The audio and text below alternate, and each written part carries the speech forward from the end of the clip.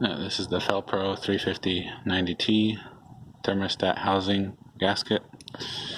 It's a little bit more because it's got a beaded seal. This is made out of hard plastic with the silicone type beaded seal. It's got 2 bolts to attach it. This is on the Ranger. The Mazda is similar. 2 bolts to take it out. Pretty self-explanatory.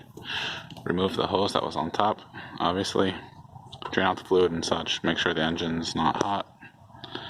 I'll let you know how it works.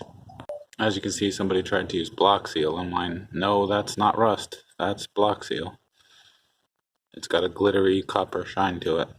The person painted the outside to make it look like the engine was new. Oh yeah, you're gonna want to make sure to remove all that old crud. Otherwise your thermostat housing won't seal and you'll run into the same problem again. And so my gasket, as you can see, is pretty stuck on there. And yeah, it's pretty hard to get out. At least for me. Sometimes it'll be easier for some people. You can use a spatula. Just don't forget, don't make any gouges into the thermostat housing. Because if you do, this is supposed to hold water and it'll leak.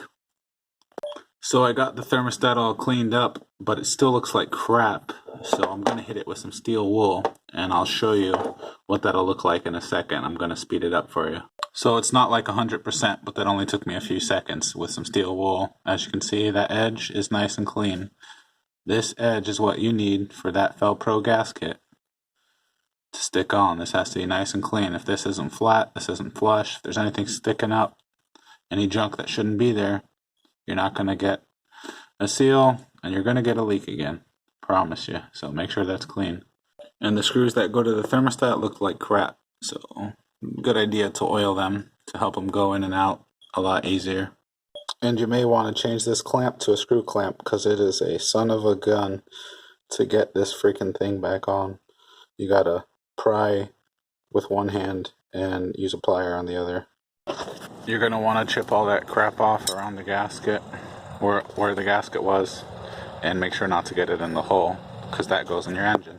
And regardless of whether you are or are not using a gasket, you're going to want to use some silicone or gasket maker sealant and apply it to both sides, or create your gasket in such or said place.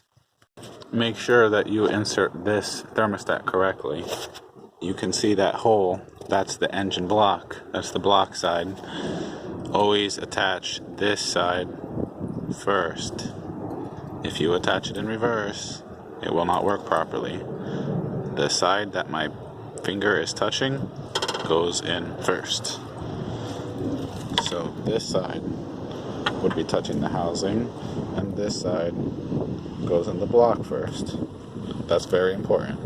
And I shouldn't have to say this, but the gasket goes on first before you attach the thermostat. You're going to want to make sure you alternate between screws, because if you tighten one down too fast, it'll cause the gasket to not seal.